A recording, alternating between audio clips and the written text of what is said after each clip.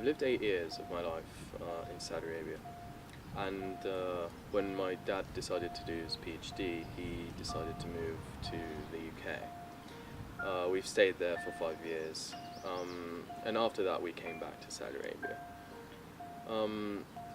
After I graduated high school from Saudi Arabia, I decided to pursue my higher education outside. So I decided to go to the US, and specifically to Penn State.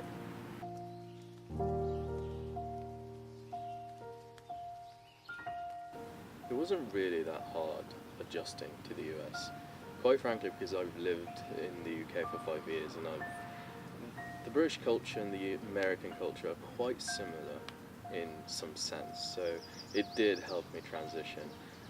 That's the thing, I don't look the part, but whenever I start speaking, people around me go like, wait, what?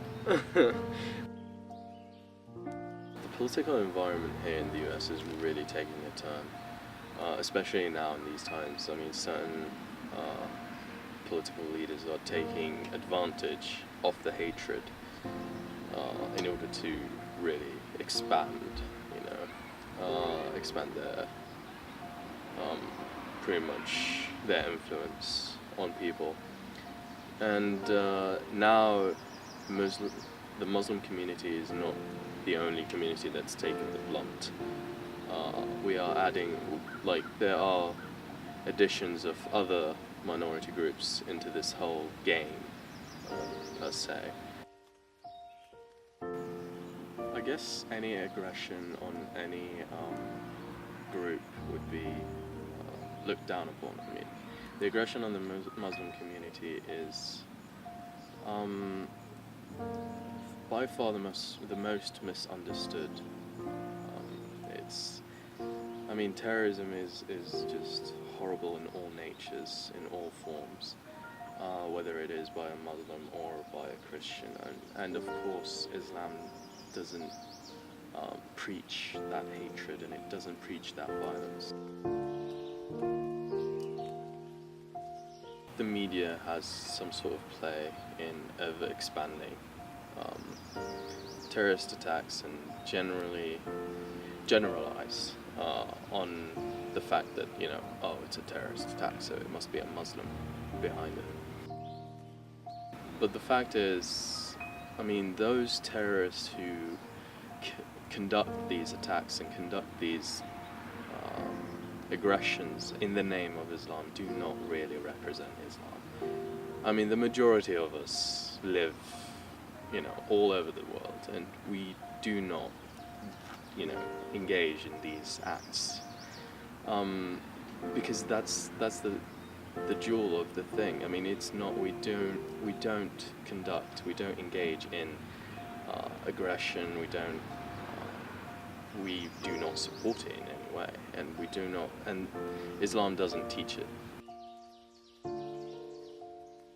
My family's reaction to these kinds of acts are pretty much the same as my own. They're all bad, criminal acts of aggression, and I don't think anyone would support such actions. Now, of course, we did receive some sort of backlash, and a personal story of mine that happened to me.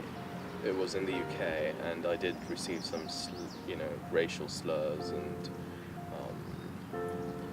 derogatory terms and stuff like that. But luckily so far, and it didn't happen in the US here, yet at least, hopefully not. But it's just it really does make me sad to think such backlash can occur. It's like to take an entire community of 2 billion people and blame them all for acts of so little. It does really make me sad. And of course, thinking of that really does.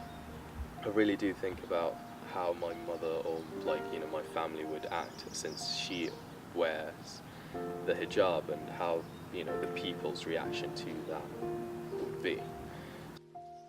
We are literally just normal people. We don't go, whatever you see in the news of, the destruction and and stuff like that in the Middle East per se. That is just, there are some portions of the Middle East that have that, but I mean, the majority of us really do live normal lives. I mean, you know, we wake up, make ourselves some, you know, cups of coffee or something, go to work, go to school for the children, you know, and come back, and you know, we lead normal lives. It's not really that much of a big deal.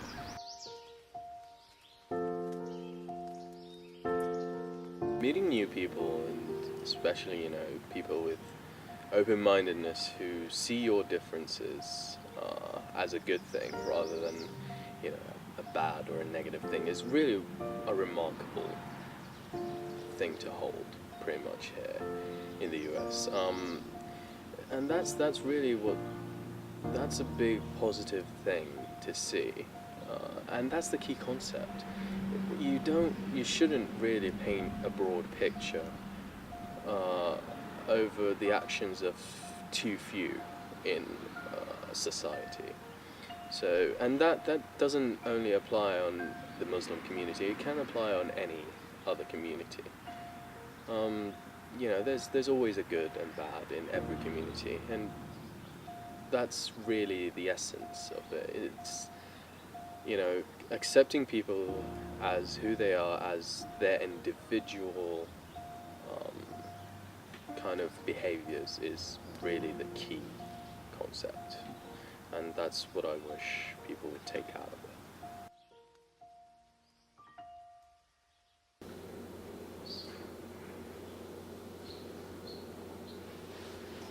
And it's done.